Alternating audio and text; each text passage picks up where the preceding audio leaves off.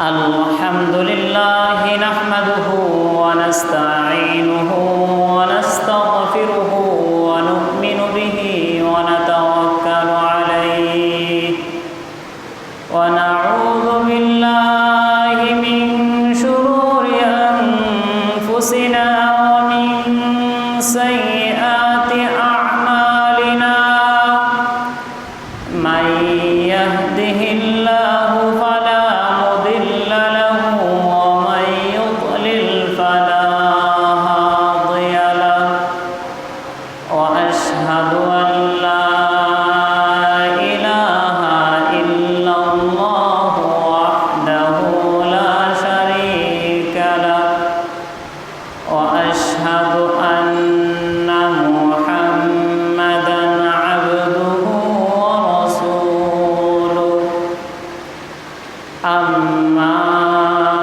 بعد فأعوذ بالله من الشيطان الرجيم بسم الله الرحمن الرحيم ألم تر كيف فعل ربك بأصحاب الفيل ألم يجعل كيدهم في تضليل وأرسل عليهم طيرا أبابيل ترميهم بحجارة من سجيل فجعلهم كعصف مأكول صدق الله العظيم قال النبي صلى الله عليه وسلم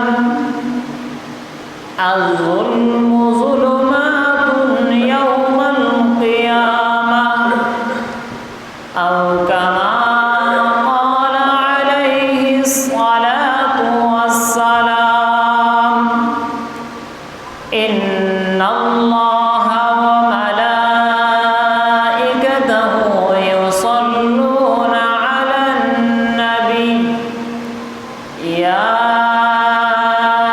أيها الذين آمنوا صلوا عليه وسلموا تسليما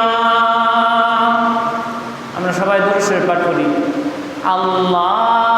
اللهم صل على محمد وعلى آل محمد كما صليت على إبراهيم وعلى آل إبراهيم إنك حميد مجيد اللهم بارك على محمد وعلى آل محمد كما باركت على إبراهيم وعلى آل إبراهيم إنك حميد مجيد آمنت بالله صدق الله مولانا العظيم وصدق رسوله النبي الكريم ونحن على ذلك من الشاهدين والشاكرين والحمد لله رب العالمين সমস্ত প্রশংসা ও তারিফ সমস্ত গুণগান সমস্ত বরত্ব একমাত্র আল্লাহ সুবহানাহু ওয়া তাআলার জন্য, যিনি আমাদেরকে প্রতি জুমার আজকেও পাইকারদি বাজার জামে মসজিদে এসে সালাতুল জুমা আদায় করার সুযোগ করে দিয়েছেন, সেই মহান মনিবের দরবারে শুকরিয়া আদায় করে নিচ্ছি আলহামদুলিল্লাহ। লাখ কোটি দরুদ ও সালাম বিশ্ব মানবতার মুক্তির দূত উম্মতের দরদি নবী, আমাদের প্রিয় নবী আকায়ে নামদার তাজদারে মদিনা হযরত মুহাম্মদ মুস্তাফা সাল্লাল্লাহু আলাইহি সাল্লামের উপর বর্ষিত হোক। আমরা সবাই একবার সংক্ষিপ্ত দরুদ শরীফ পড়ে নিচ্ছি। সাল্লাল্লাহু আলাইহি ওয়াসাল্লাম। রহমত ও বরকত বর্ষিত হোক রাসূল সাল্লাল্লাহু আলাইহি সাল্লামের উপর, আহলে বায়াতের উপর, রাসূল সাল্লাল্লাহু আলাইহি সাল্লামের সমস্ত সাহাবায়ের উপর, সমস্ত ঈমানদার নর-নারীর উপর। সবাই বলে আল্লাহুম্মা আমিন। আমি আপনাদের সামনে পরিচিত একটি সূরা সূরাতুল ফিল পাঠ করেছি। রাসূল সাল্লাল্লাহু আলাইহি সাল্লামের অসংখ্য অগণিত পবিত্র মুখ জবান মিশ্রিত যত হাদিস রয়েছে, এর মধ্যে ছোট্ট একখানা হাদিস পাঠ করেছি। উক্ত আয়াত এবং হাদিসকে সামনে নিয়ে কিছু কথা বলার চেষ্টা করব। আমা তৌফিক ইল্লা বিল্লাহ। আল্লাহ সুবহানাহু ওয়া তাআলা সূরাতুল ফিলের মধ্যে বলেন, বিসমিল্লাহির রহমানির রহিম। আলাম তারা কাইফা ফাআলা রাব্বুকা বিআসহাবিল ফিল আলাম ইয়াজআল কাইদাহুম ফি তাদলিল ওয়া আরসালা আলাইহিম তায়রান আবাবিল তারমিহিম বিহিজারাতিন মিন সিজিল ফাজআলাহুম কাআসফিম মাকুল। এই সূরায় আল্লাহ সুবহানাহু ওয়া তাআলা বলেন, আলাম তারা কাইফা ফাআলা, রাসূল আপনি কি দেখেননি রব্বুকা বিআসহাবিল ফিল, আপনার রব কিরকম আচরণ করেছিল হস্তি বাহিনীদের সাথে। আলাম ইয়াজআল কাইদাহুম ফি তাদলিল, আপনার প্রতিপালক আপনার রব তাদের চক্রান্ত কি ব্যর্থ করে দেন নাই। ওয়া আরসালা আলাইহিম তায়রান আবাবিল, তাদেরকে ধ্বংস করার জন্য আপনার রব যাকে যাকে পাখি অবতীর্ণ করেছিল। তায়রান আবাবিল তারমিহিম বিহিজারাতিন মিন সিজিল, ওই যাকে যাকে পাথর, ওই পাখিগুলো পাথর নিক্ষেপ করতেছিল, কঙ্কর, পাথরের কঙ্কর তাদের উপরে নিক্ষেপ করতেছিল। ফাজআলাহুম কাআসফিম মাকুল, আর তাদের অবস্থা হইল এমন, বসি চাবায়া ফালাই দিলে যেরকম অবস্থা হয়ে যায়, তাদের অবস্থা ওই রকম হয়ে গেছে। এটা হচ্ছে এই সূরার তরজমা এবং অর্থ। আমরা এর ব্যাখ্যা বিশ্লেষণে একটু ঢোকার চেষ্টা করবো। আমা তৌফিক ইল্লা বিল্লাহ। এখানে আল্লাহ সুবহানাহু ওয়া তাআলা একটা ঘটনা উল্লেখ করতে চাচ্ছেন। ঘটনাটা হচ্ছে রাসূল সাল্লাল্লাহু আলাইহি সাল্লাম দুনিয়াতে আগমন করার কিছু পূর্বের ঘটনা।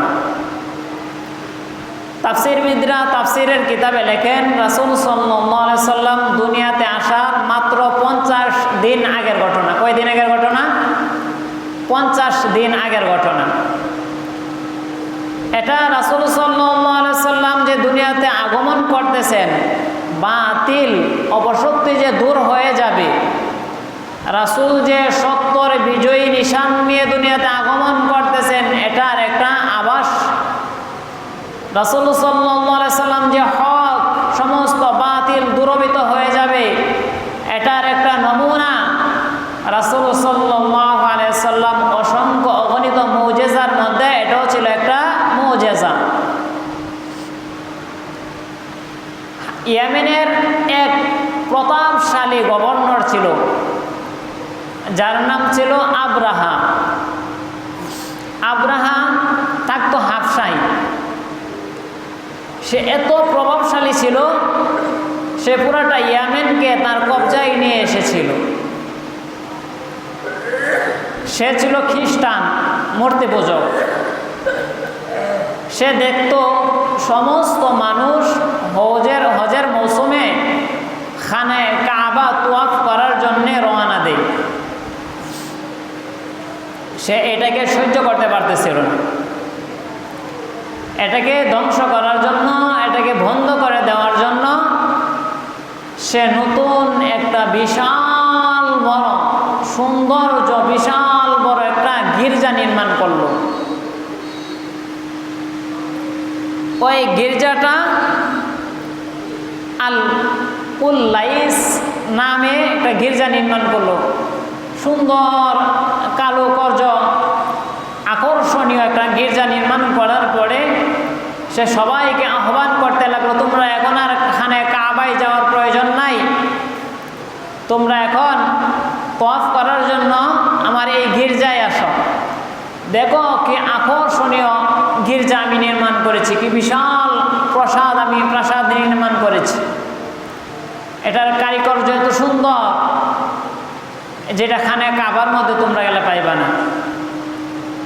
আসলে খানে কাবার প্রতি প্রত্যেকটা মুসলমান নর নারীর, এমনকি সমস্ত মানুষের একটা অন্তরের টান রয়েছে, দুর্বলতা কাজ করে। আমাদেরকে যদি বলা হয় যে আপনাদেরকে সবাইকে হজ করার সুযোগ দেওয়া হবে, আপনারা রাজি কিনা? আমরা কি না করব? আমরা সবাই চাইব, গরিব ধনী সবাই চাইবে। এটা আমাদের হৃদয়ের একটা টান, একটা আকুতি যে আমরা একবার খানে কাবার সামনে গিয়ে 2 রাকাত সালাত আদায় করব, আর খানে কাবাটাকে দিল ভরে চোখ শীতল করে দেখব। এই কাবা আল্লাহ তাআলা সর্বপ্রথম ঘর হিসেবে এখানে কাবা নির্মাণ করেছিলেন আমাদের আদি পিতা আদম আলাইহিস সালাম। আদম আলাইহিস সালামের পরে আমাদের জাতির পিতা ইব্রাহিম আলাইহিস সালাম এটাকে সংস্করণ করেছিলেন। এইখানে কাবার থেকে রাসূল সাল্লাল্লাহু আলাইহি সাল্লামের দাওয়াতি মিশন কার্যকর হতো। এইখানে কাবার প্রতি প্রত্যেকটা মুমিনের একটা মহাব্বত কাজ করে। এটাকে ঠেকানোর জন্য আব্রাহা করলো কি, সে যখন একটা গির্জা নির্মাণ করলো, আরবের মানুষ তখনকার সময়ের মানুষগুলো মূর্তি পূজা করত। তখন তো হকের দাওয়াত দেওয়ার কেউ ছিল না। রাসূল সাল্লাল্লাহু আলাইহি সাল্লামের জন্মের 50 দিনের আগের ঘটনা আপনাদের সামনে বলতেছি। তখন আরবের মানুষ, কুরাইশের মানুষের ভিতরে একটা খুব কাজ করতেছিল যে আমাদের এখানে কাবা নিয়ে চক্রান্ত, এটাকে মেনে নেওয়া যায় না। ইতিহাসবিদরা লেখেন যে আরবের এক লোক ওই গির্জার ভিতরে মলত্যাগ করে এসেছে। এই খবর আব্রাহার কাছে গেল যে আপনি যে এত সুন্দর প্রাসাদ নির্মাণ করলেন, গির্জা নির্মাণ করলেন, এটার ভিতরে তো আরবের এক লোক এসে মলত্যাগ করেছে, এটাকে নাপাক করে দিয়েছে।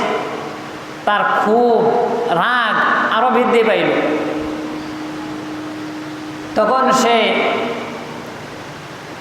একদম চূড়ান্ত সিদ্ধান্ত নিয়ে নিল যে আমি এখানে কাবা ধ্বংস করে ফেলবো, এটাকে ভেঙে শেষ করে দেব। তখন সেটাকে ধ্বংস করার জন্য কি করবে, বিকল্প কি করা যায়, কিভাবে এটাকে ধ্বংস করা যায়। এখন তো আমাদের প্রত্যেকটা রাষ্ট্রে বুলডোজার আছে, ইচ্ছা করলে বিল্ডিংগুলো ভেঙে দিতে পারে। তখন তো আর বুলডোজার ছিল না, 1400 বছর পূর্বের ঘটনা, এরও পূর্বের। তখন তারা ওই সময় বুলডোজার হিসেবে কাজ করতো হাতি, বিশাল বড় বড় হাতি দ্বারা বড় কিছু সরানো যাইত। তারা একটা হাতির বাহিনী নিল। সূরাতুল ফিল, ফিল শব্দের অর্থ হচ্ছে হাতি। সে 8 + 1 9টা হাতি, অথবা 12 + 1 13টা হাতি, 9টা অথবা 13টা হাতির একটা দল নিয়ে, তার সৈন্য সেনা নিয়ে খানে কাবামুখী হয়ে চলল যে আমি খানে কাবা ধ্বংস করে আসব, খানে কাবা দুনিয়াতে থাকবে না, আর মানুষ খানে কাবা তোয়াফ করবে না। যখন খানে কাবা ধ্বংস হয়ে যাইব তখন মানুষ এমনি এমনি আমার গির্জায় এসে মানুষ তোয়াফ করবে। আর বাতিলরা যত বাতিল অপশক্তি রয়েছে প্রত্যেকটাই মাথা মোড়া থাকে, এদের হিতাহিত জ্ঞান কাজ করে না, অহংকারে অন্ধ হয়ে যায়, তাদের মস্তিষ্কর সঠিক সিদ্ধান্ত তারা বুঝতে পারে না। আব্রাহাও তাই করল। আব্রাহে এখানে কাবা ধ্বংস করার জন্য যখন তার হস্তি বাহিনী নিয়ে রওনা দিল তখন হিমার অঞ্চলের জুনাফার নামে রাজা আব্রাহাকে প্রতিহত করার জন্য বাধা দিল। তখন জুনাফার দল এবং তার যে গোত্রের লোক ছিল তাদেরকে হস্তে বাহিনীর সাথে তারা বেশিক্ষণ টিকতে পারলো না, তাদেরকে হস্তে বাহিনীরা বন্দি করে আব্রাহার কাছে নিয়ে আসে।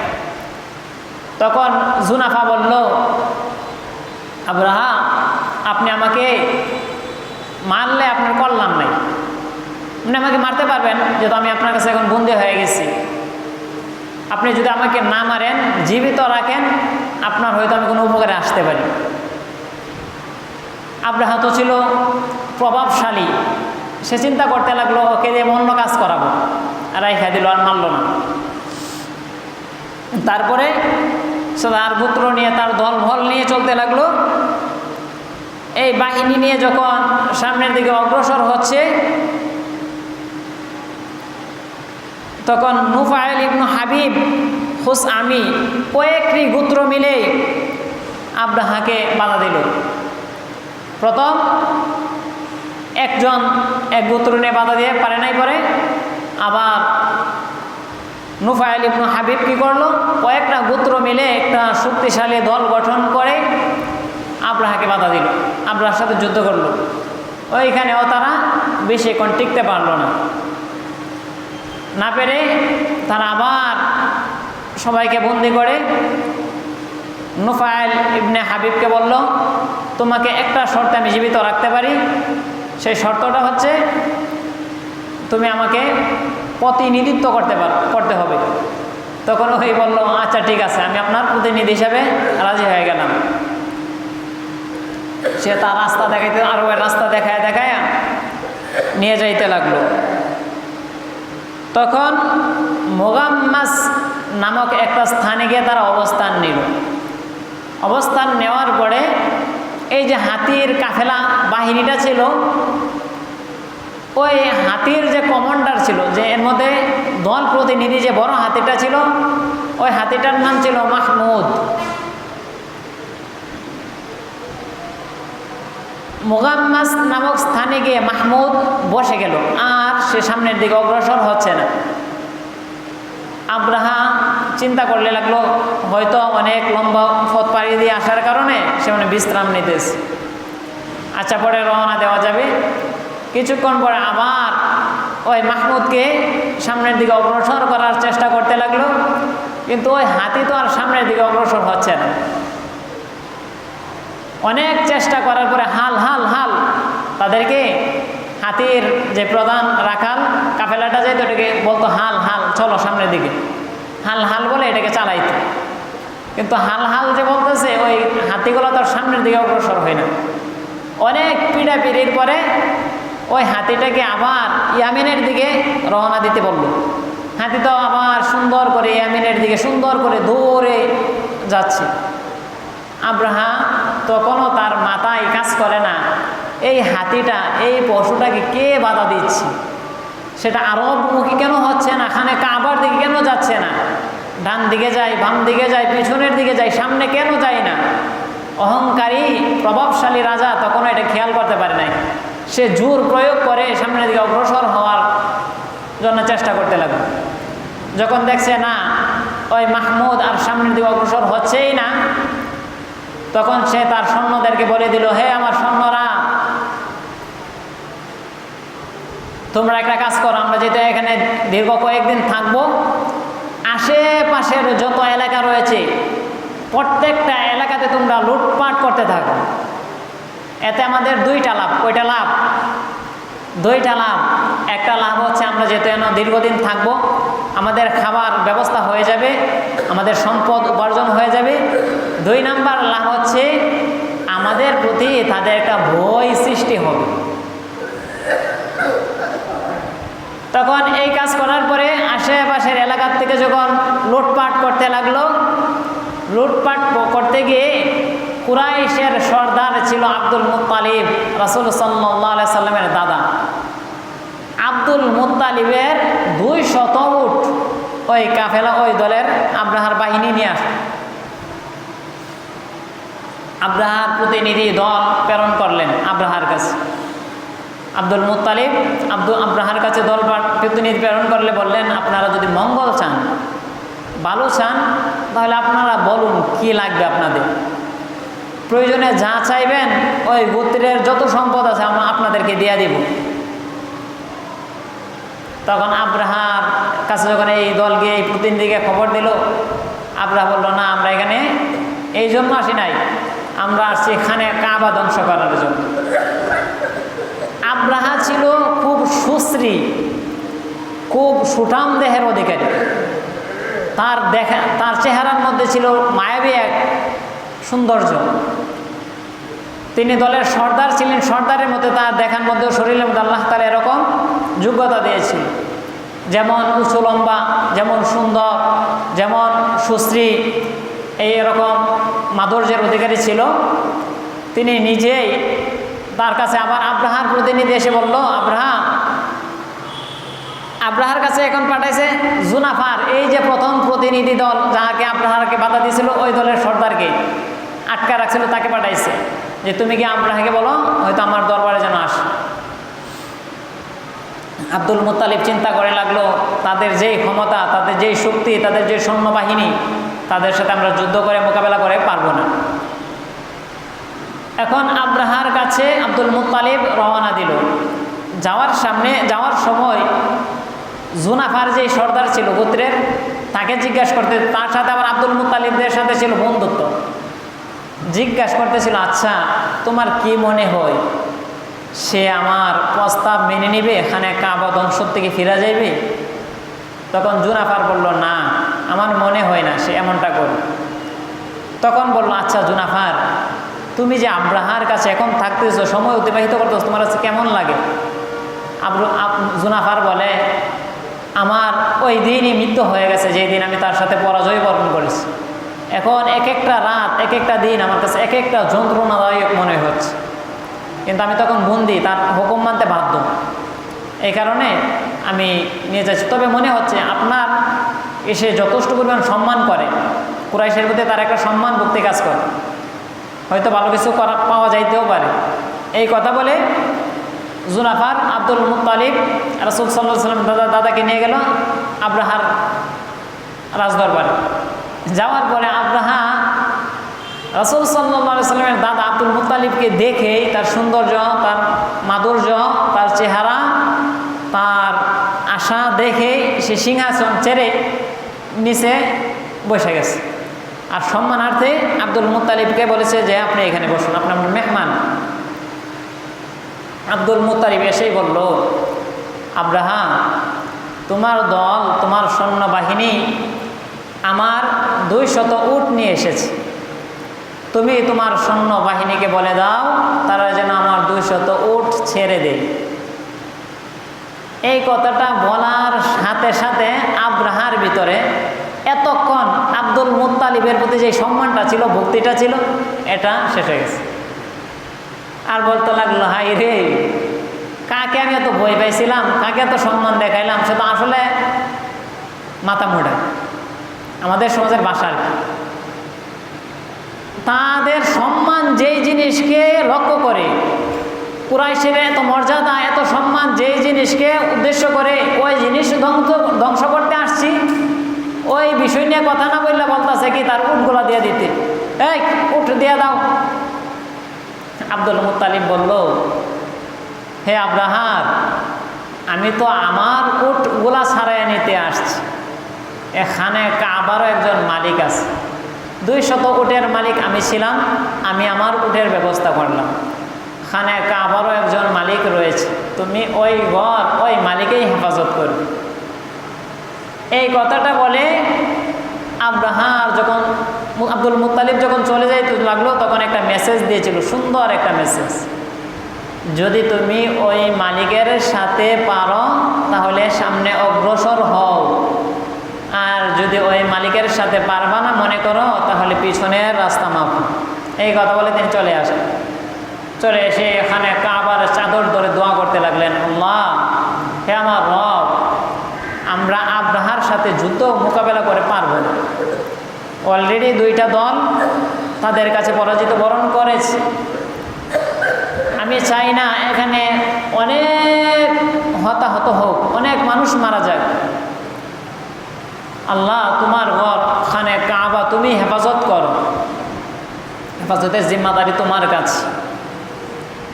এই কথা বলে আব্দুল মুত্তালিব তার বাহিনী, তার গোত্রের সবাইকে বলল, তুমি সবাই গণহত্যাতে বাঁচার জন্যে, সবাই হেফাজত থাকার জন্যে পাহাড়ের চূড়ায় গিয়ে বসো। আর দেখি আব্রাহার ব্যবস্থা আল্লাহ তাআলা কীভাবে নেই। তখন আল্লাহ তাআলা আব্রাহা যেখানে অবস্থান করতেছিল মুকাম্মাস নামক স্থানে, ওইখানের নদী থেকে এক ঝাঁকে ঝাঁকে পাখি অবতীর্ণ হতে লাগলো, উঠতে লাগলো। ওয়ারসালা আলাইহিম তায়রান আবাবিল, ওইখান থেকে ঝাঁকে ঝাঁকে ছোট ছোট পাখি। তায়রান অর্থ পাখি, আবাবিল অর্থ ঝাঁকে ঝাঁকে। আবাবিল কি পাখির নাম? আবাবিল পাখির নাম না। আমাদের দেশে অনেকে বলে আবাবিল পাখি, আবাবিল পাখি না। তায়রান অর্থ পাখি, আবাবিল অর্থ ঝাঁকে ঝাঁকে পাঠাইছে। আব্রাহার প্রতিদ্বন্দ্বী দল হিসাবে আমরা যদি খেয়াল করি, আল্লাহ তাআলা তো আরেকটা ওই রকম শক্তিশালী দল গঠন করার দরকার ছিল না? আল্লাহ তাআলা যুদ্ধ করার জন্য সব মুখোমুখি দল গঠন করে না।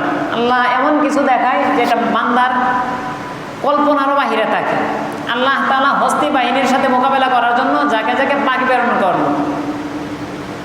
ওই আবাবিল পাখিগুলো তারমিহিম বিহিজারাতিন মিন সিজিল, কঙ্কর, পাথরের কঙ্কর নিয়ে এসে তাদের উপরে ছাড়তে লাগলো। আর কঙ্করের দানাগুলো ছিল মসুরের ডাল আছে না, মসুরের ডালের সমান। মুড়ের ডাল, মসুরের ডাল, ওই এরকম ছোট ছোট দানা। প্রত্যেকটা পাখির মুখে 3টা করে কঙ্কর ছিল। একটা ছিল ঠোঁটে, 2টা ছিল দুই পায়ের মধ্যে। পাখিগুলো উপর থেকে এই কঙ্করগুলো যখন নিচে নিক্ষেপ করতেছিল,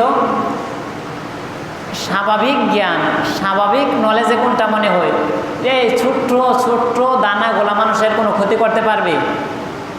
মনে হয় এমনটা?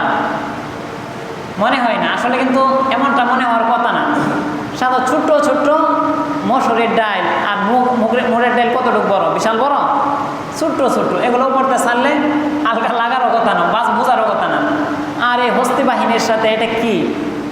আল্লাহ তাআলা এই কঙ্করগুলোকে এমন কার্যকরী কঙ্কর হিসেবে ব্যবহার করেছেন যে এক একটা বুলেট মাথায় যদি পড়তো, মাথা ছেদ করে পিছনের রাস্তা দিয়ে নারী বুড়ি পর্যন্ত বের হয়ে যাইত। এত কার্যকরী, এক একটা বুলের চেয়েও বেশি ছিল। এই কিতাবে লেখা হয়েছে, তাফসীরের কিতাবে আছে যে কঙ্করের মধ্যে এক একজনের নাম লেখা ছিল। এই কঙ্করটা কার উপরে পড়বে তার নাম উল্লেখ ছিল, ওইটা ঠিক বরাবর ওই ব্যক্তির উপরেই পড়ত। তখন তার সমস্ত মানুষকে মেরে ফেলেছিল বিষয়টা এমন না, অনেক মানুষ মারা গেছিল, আবার কিছু বেঁচে গেছিল। ওই হাতিগুলো পিছনের দিকে ছুটতে লাগলো। আর ওই কঙ্করগুলো যখন পড়তেছিল, আব্দুল মুত্তালিব এবং তার গোত্রের সবাই তো পাহাড়ের চূড়ায় ছিল, তারা দেখতেছিল। এমন পাখি তারা আগে কখনো দেখে নাই। যেই পাখিগুলো এখন তাদের উপরে কঙ্কর নিক্ষেপ করতেছে, এমন পাখি আগে ছিল না। এই কারণে ওই পাখিগুলোর নামও তারা জানেন। আর আমরা একটা আবাবিল পাখির নাম দিয়ে দিয়েছি, আসলে এটা না জানার কারণে। যাই হোক, ওই পাখিগুলো যখন কঙ্করগুলো নিক্ষেপ করতেছিল, তাদের নাড়ি ভুঁড়ি ভেদ করে পছন্দ ধরে যাইতো, বিষাক্ত। তারা তখন পিছনের দিকে রাস্তা মাপতেছিল আর পিছনের দিকে ছুটতেছিল। আব্রাহাও পিছনের দিকে ছুটতে লাগলো। তাফসীরের কিতাবে লেখে আব্রাহার প্রত্যেকটা জোড়াই পছন্দ রেখেছিল। আব্রাহা ইয়ামেনে যাওয়ার পূর্বেই তার পেট থেকে আত্মজুরি বের হয়ে এসেছিল, সে পচে দুর্গন্ধ হয়ে মারা গেছিল। আর এই কাফেলার এই সৈন্য দলের কিছু মানুষ বেঁচে গেছিল, কিন্তু অনেকে কানা, অনেকে লুলা ল্যাংড়া হয়ে গেছিল, যেটা আম্মাজান আয়েশা সিদ্দিকা রাদিয়াল্লাহু তাআলা আনহার জামানাও ছিল। আম্মাজান আয়েশা বলেন, আমি ওই হাতি বাহিনীর 2 জন ব্যক্তিকে ভিক্ষা করতে দেখেছি, একজন কানা একজন লুলা। এখন এই কথা থেকে, এই আয়াত থেকে আমি আপনাদেরকে যে মেসেজগুলো দিতে চাচ্ছি, এখন খেয়াল করুন কথাগুলো। 1 নাম্বার হচ্ছে আলাম তার কাইফা, আলাম তার রাসূল আপনি কি দেখেননি? এই কথাটা যে এখানে আসলো, আচ্ছা যেই সময় আবাবিল পাখি কঙ্কর নিক্ষেপ করতেছিল তখন কি রাসূল দুনিয়ায় নাকি মায়ের পেটে? মায়ের পেটে। রাসূলের 50 দিন আগের ঘটনা, কিন্তু আল্লাহ এখানে বলছে আলাম তার, আপনি কি দেখেননি? এখানে যদি হইতো আলাম তা আলাম, রাসূল আপনি কি শুনেননি, অথবা রাসূল আপনি কি জানেননি, তাহলে এটা আয়াতের সাথে যাইতো। এখানে আল্লাহ বলছে আলাম তার, আপনি কি দেখেননি? এখানে আমরা কি বুঝতে পারি? তাফসীরবিদ লেখেন, আমার আপনার চোখ যা দেখে তার চেয়েও সত্য, তার চেয়েও বাস্তব কোরআনের কথাগুলো। আমার আপনার চোখ ভুল দেখতে পারে, কোরআনের কথা ভুল হতে পারে না। এই কারণে দেখার চেয়েও বেশি বিশ্বাস করতে হবে কোরআনের কথা। তাই এখানে আল্লাহ তাআলা বলছেন আলাম তার, আপনি কি দেখেননি হস্তি বাহিনীর সাথে আপনার রব কীরকম আচরণ করেছিল? তাদের চক্রান্ত, তাদের খানে কাবা ধ্বংস করার চক্রান্ত করে যে এসেছিল, তাদেরকে আল্লাহ তাআলা নাস্ত নাবুদ করে দেন নাই? তাদের জন্য কি আল্লাহ তাআলা আবাবিল পাখি প্রেরণ করেন নাই? যাকে যাকে পাখি প্রেরণ করেন নাই? তাদেরকে কঙ্কর দ্বারা ধ্বংস করে দেন নাই? তাদেরকে খেয়ে ফেলা বসির নেই পরে থাকতে আপনি দেখেন নাই? এখানে আল্লাহ তাআলা বোঝাচ্ছেন রাসূলের পূর্বেই যেহেতু এই ঘটনাটা ঘটেছিল, আর আরবের সবাই এই ঘটনাটা সচক্ষেই দেখেছিল, এই কারণেই তারা এই ঘটনাটাকে অনেক চোখের সামনে ঘটনা, এই কারণে রাসূল সাল্লাল্লাহু আলাইহি সাল্লাম এটা বাস্তবই মনে হইতো আরবের মানুষের কাছে। এমনকি কিছু কঙ্কর আরবের মানুষরা হেফাজত করে রেখে দিয়েছিল এই কঙ্করগুলো। এখন কোরআন তো বাস্তবমুখী কোরআন। এখন কিছু কথা বলবো, এই কথাগুলো খুব মনোযোগ দেওয়ার কথা। 1 নাম্বার হচ্ছে আমরা জানি নবীদের মুজিজা সত্য। নবীদের মুজিজা কি? সত্য। আল্লাহর ওলিদের কারামত সত্য। আল্লাহর ওলিদের কারামত কি? সত্য। এক এক নবীর এক এক রকম মুজিজা ছিল। যেমন মূসা আলাইহিস সালামের একটা মুজিজা ছিল, তার হাতে একটা লাঠি থাকতো। এই লাঠিটা যদি ছেড়ে দিত, ওই লাঠিটা বিশাল বড় এক অজগর সাপ হয়ে যাইত। আবার লাঠিটাকে যখন স্পর্শ করত, ওই লাঠিটা আবার লাঠি হয়ে যাইত। এটা মূসা আলাইহিস সালামের একটা মুজিজা। এই লাঠি দ্বারা যখন মূসা আলাইহিস সালাম পাহাড়ের সমুদ্রের মধ্যে আঘাত করলো, এই লাঠির আঘাতের কারণে আল্লাহ তাআলা 12টা রাস্তা বের করে দিয়েছিল। এই মূসা আলাইহিস সালাম তার বাহিনী নিয়ে ওই পারে চলে গেল। যখন জালেম ফেরাউন তাকে ধ্বংস করার জন্য এসেছিল, তারা মারা গেছিল। এমন অনেক নবীর অনেক মুজিজা রয়েছে, রাসূল সাল্লাল্লাহু আলাইহি সাল্লামের অনেক মুজিজা রয়েছে। এর মধ্যে সবচেয়ে বড় মুজিজা হচ্ছে কোরআন। রাসূল সাল্লাল্লাহু আলাইহি সাল্লাম অনেক মুজিজা প্রকাশ পেয়েছে, এর মধ্যে সবচেয়ে বড় মুজিজার নাম কি? কোরআন। কোরআনটা কিভাবে মুজিজা বুঝুন, যে কোরআন কোনো নিছক গ্রন্থ নয়, কোরআন সাধারণ একটা ধর্মীয় বই নয়, এটা হচ্ছে একটা সংবিধান। মানুষের বাস্তব ব্যক্তিগত, পারিবারিক, সামাজিক, রাষ্ট্রীয় যত সমস্যা রয়েছে, সব সমস্যার সমাধান রয়েছে কোথায়? কোরআনে। এখন কোরআন এই যুগের জন্যে না সর্বযুগের জন্যে? সর্বযুগের জন্যে। রাসূলের যুগ থেকে নিয়ে কিয়ামত পর্যন্ত যত যুগ আসবে, সমস্ত যুগের জন্যে এই কোরআন। আপনি যদি বলুন এই কোরআনের আজকে একটা মুজিজা প্রকাশ করি, যেমন রাসূল বলেছিল আলাম তারা কাইফা ফাআলা রাব্বুকা বিআসহাবিল ফিল আলাম ইয়াজআল কাইদাহুম ফি তাদলিল ওয়া আরসালা আলাইহিম তায়রান আবাবিল তারমিহিম বিহিজারাতিন মিন সিজিল ফাজআলাহুম কাআসফিম মাকুল। এই কোরআনের একটা মুজিজা আজকে যদি প্রকাশ করি, মনে করুন আজকে প্রকাশ হচ্ছে কিভাবে, আমি তো এটার ব্যাখ্যা এইভাবেও করতে পারবো যে আলাম তারা কাইফা ফাআলা রাব্বুকা বিআসহাবিল ফিল। এখানে আল্লাহ বলেছিল, রাসূল আপনি কি দেখেননি হস্তি বাহিনীর সাথে আপনার প্রতিপালক কিরকম আচরণ করেছিল। এখন তো এটার আয়াতের অর্থ আপনি এভাবেও করতে পারবেন, হে বাংলার মুসলমান আপনারা কি দেখেননি এই জালেম স্বৈরাচার সরকারের বিরুদ্ধে আপনার রব কিরকম আচরণ করেছিল। যারা ক্ষমতার বাহাদুরি করে মানুষ মাজলুম মানুষদেরকে এরকমভাবে আয়নাঘরের মধ্যে বন্দি করে রাখতো, তাদের সাথে আপনার রব কিরকম চক্রান্ত করেছে আপনারা দেখেননি। আলাম ইয়াজআল কাইদাহুম ফি তাদলিল, তাদের চক্রান্তকে আল্লাহ তাআলা নস্যাৎ করে দেন নাই। তারা রাজাকার নামক চক্রান্ত, জঙ্গি নামক চক্রান্ত, মানুষকে শিবির নামক চক্রান্ত যে করত, এইগুলো তোমার রব কি ধ্বংস করে দেন নাই, তাদের চক্রান্ত ব্যর্থ করে দেন নাই। মিলে কি মিলে না? কোরআন যে বাস্তবমুখী কোরআন যে মানে সারা জীবনের জন্য কোরআন, এটার জ্বলন্ত প্রমাণ হচ্ছে কোরআন এমন একটা সমস্যা সমস্ত যুগের জন্য সমাধান রয়েছে। ওয়া আরসালা আলাইহিম তায়রান আবাবিল, আপনার রব কি তাদের বিরুদ্ধে, জৌলুম স্বৈরাচারের বিরুদ্ধে যাকে মানুষ প্রেরণ করেননি।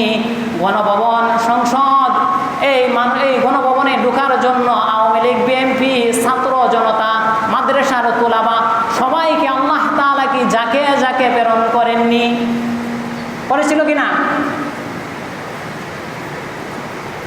তারমিহিম বিহিজারাতিম মিন সিজিল, তাদের বুকে যখন বুলেটের আঘাত আসছিল, তারা কি কঙ্কর নিয়ে, পাথর নিয়ে তাদের উপরে নিক্ষেপ করেন নাই? করেছিল। ফাজআলাহুম কাআসফিম মাকুল, এই মক্কার যুগে তো তারা বসি খেয়ে ফেলা, বসির নেই পড়ে রয়েছিল। আর এখন বর্তমান যুগের ওই শাসকরা, দুর্নীতিবাজদের অবস্থা হয়েছে কি, সালমান এফ রহমানের মতো কোটি টাকার ব্যক্তিকেও আল্লাহ তাআলা মুরগি চুর, গরু চুরের মতো হাত বেঁধে রেখে লাঞ্ছিত অবস্থায় এই জাতিকে দেখাইছে কি দেখান নাই? কোরআন কত বাস্তব!